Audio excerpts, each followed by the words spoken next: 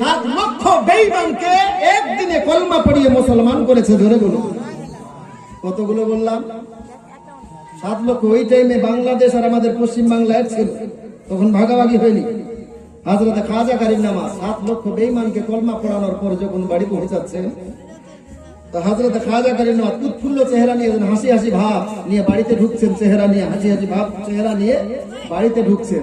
তো মা প্রশ্ন করছে, বেটা মঈনুদ্দিন কি ব্যাপার, আজকে তোমাকে খুব কি বলে হাসি হাসি ভাব লাগছে, খুব আনন্দ ভাব লাগছে, কি হয়েছে? ভাইয়েরা আমার, হযরতে খাজা গরিব নওয়াজ বলতে লাগলো, মা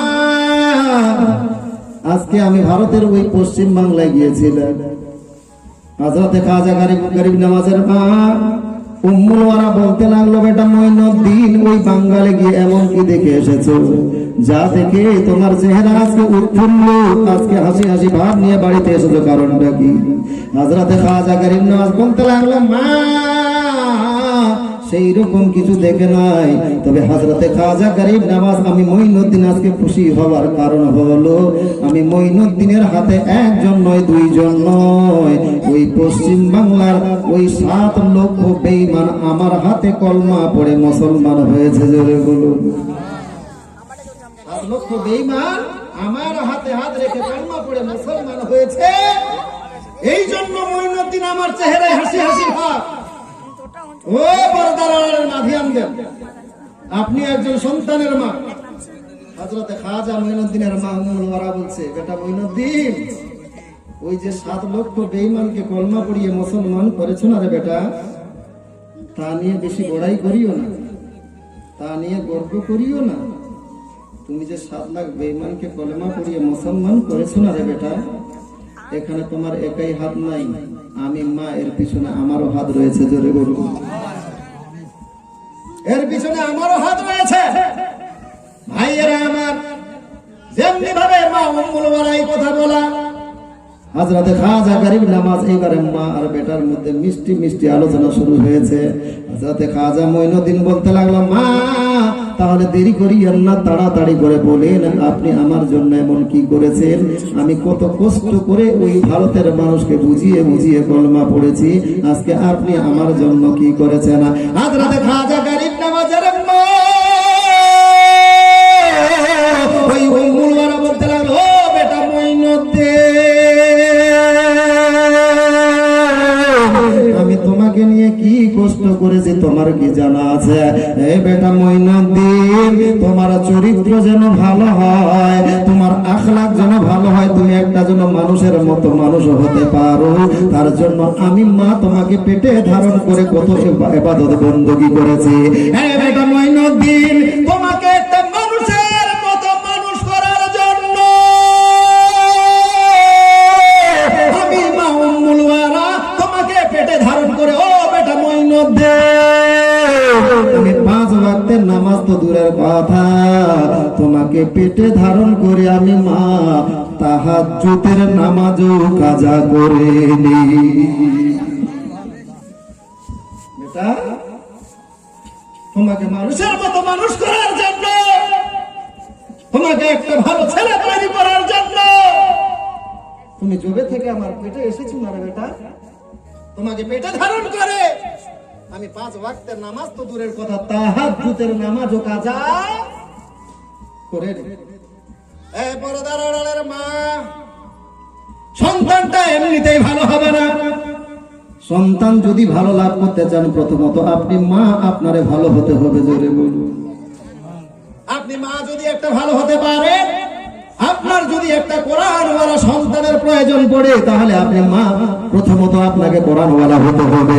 আপনি যদি একটা কোরআনওয়ালা মা হতে পারেন, তাহলে আপনার পেট থেকে সিনেমার নায়ক আসবে না, আপনার পেট থেকে একটা কোরআনওয়ালা সন্তান আসবে। আপনি যদি একটা কোরআনওয়ালা মা, আপনি একজন পাক্কা নামাজি মা হতে পারেন,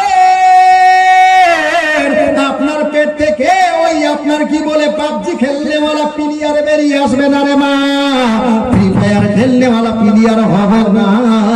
আপনি যদি একজন 5 ওয়াক্ত নামাজি হতে পারেন, আপনার ওই 5 ওয়াক্ত নামাজি মায়ের পেট থেকে আমার আল্লাহ 5 ওয়াক্তের নামাজি সন্তান দুনিয়ার মধ্যে পাঠিয়ে দিবে। জোরে বলুন, সন্তান ভালো লাভ করতে চান, সন্তানকে দোষ দিয়ে নাই, প্রথমত সন্তানের মা হলো হতে এটা কে? আমনুর। 400 কত? 405 টাকা। নারায়ে তাকবীর, নারায়ে রিসালাত। ইয়া আল্লাহ পাক পরওয়ারদিগার আলম, তোমার এক বান্দি আমনুর নামে স্বামী দুনিয়া থেকে গত হয়ে গিয়েছে, 405 টাকা দান করেছে। ইয়া আল্লাহ পাক পরওয়ারদিগার আলম, দয়া করে মেহেরবানি করে এই দানের ওসিলায় তিনার স্বামীর কবরের আযাবকে maaf করে দিয়ে চিরতরে জান্নাতবাসী করিও। সকলে বলুন আল্লাহুম্মা আমিন। ভাই যারা, আর আমি কালেকশন চাইবো না আপনাদের কাছে, খালি মেহফিলের মধ্যে কার কাছে চাইবো? দুটো চারটা ধরলো, হ্যাঁ, তার মধ্যে ফের ওইরকম একবারে চাওয়াতে দিচ্ছেন না আপনারা। পরক্ষণে ইনশাআল্লাহ হাজরাতের হাতে দিয়ে আমি লম্বা আলোচনা করবো না। হাজরাতে খাজা গরিব নওয়াজের শুধু এটা ক্যারেক্টার নয়, মা হাজরাতে খাজা মঈনুদ্দিনের মা বলছে, এই বেটা মঈনুদ্দিন শুনো, শুধু এখানেই ক্ষান্ত নয়, এখানেই শেষ নয় বেটা। তোমার যখন যখন দুগ্ধ খাবার প্রয়োজন হয়েছে, যখন যখন তোমার দুগ্ধ খাবার প্রয়োজন পড়েছে, এই বেটা মঈনুদ্দিন, আমি তোমার মা প্রথমত উযু করেছি, তারপরে তোমার দুগ্ধ পান করিয়েছি। জোরে বলুন, এই বেটা মঈনুদ্দিন, আমি মা কোনদিন বিনা অজুতে এক ফোঁটাও দুগ্ধ পান করায় নাই। জোরে বলুন। গাছ ভালো লাগা বল, অবশ্যই ভালো হবে। হ্যাঁ, গাছ লাগিয়েছেন তেঁতুলের গাছে কি তেঁতুল ধরবে না, দেখি আপেল ধরবে? হ্যাঁ, এখন খালি ছেলে মৌলবীদের কাছে দৌড়ে দৌড়ে, মৌলবী সাহেব আজি আপনার কাছে তাবিজ নেই বলে, কিসের তাবিজ কই হেন না, গোটাই দিন গোটাই রাত ছেলেটা খালা আরাম দেয় না, খালা শান্তি দেয় না। বললো কেন, কি হয়েছে? কই হেন না, রাইতে হঠাৎ করে চিল্লিয়ে উঠছে। কিরকম করে চিল্লিয়ে উঠছে?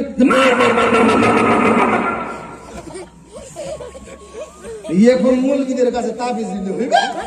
তাবিজ ওই যে নোড়া শিল্পী না কি কহেন আপনারা, নোড়া শিল্পী কহে, নোড়া শিল্পী লাগিয়ে আপনার দড়ি লাগিয়ে গোলাতে ঝুলিয়ে দেন, তবু এই আদর ভালো হবে।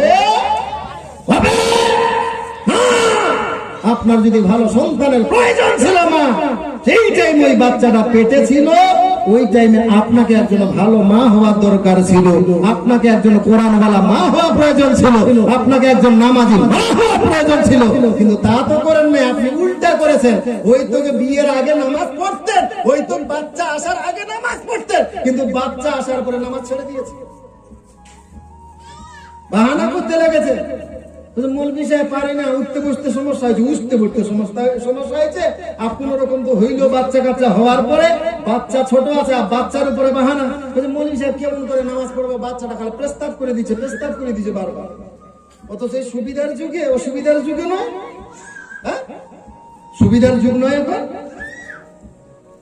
বাচ্চা প্রস্তাব থেকে বাঁচানোর রাস্তা নাই, প্যাম্পাস নাই, একটা প্যাম্পাস পরিয়ে দিল বাচ্চাকে, সারাদিন পার, কোন সমস্যা নাই। অথচ অসুবিধার যুগে যখন প্যাম্পাস ছিল না, যখন কোন কলকারখানা ছিল না, হযরতে খাজা গরিব নওয়াজের যুগে তার মা উম্মুল বারা বাচ্চা পেটে ধারণ করে 5 ওয়াক্তের নামাজ তো দূরের কথা, তাহাজ্জুদের নামাজও কাজা করে নাই। জোরে বলে, এখন তো সব হাতের লাগালে নাই।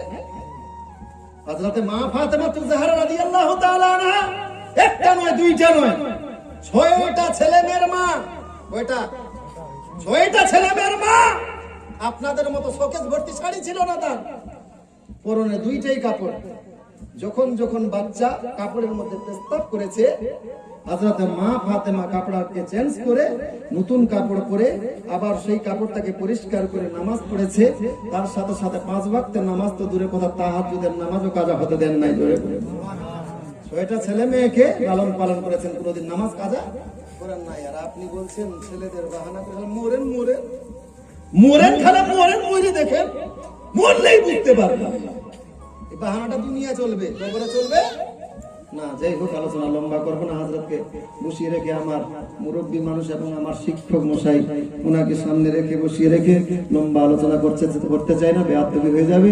যাই হোক, আমি যেইটুকু সংক্ষিপ্ত সময়ের মধ্যে আলোচনা করলাম, আল্লাহ পাক রব্বুল ইজ্জত প্রত্যেককে তার প্রতি যেন আমল করার তৌফিক দান করেন। সকলে বলেন আল্লাহুম্মা আমিন। এই বলে আমার বক্তব্য পরিসমাপ্তি ঘোষণা করলাম। আসসালামু আলাইকুম ওয়া রাহমাতুল্লাহি ওয়া বারাকাতুহু।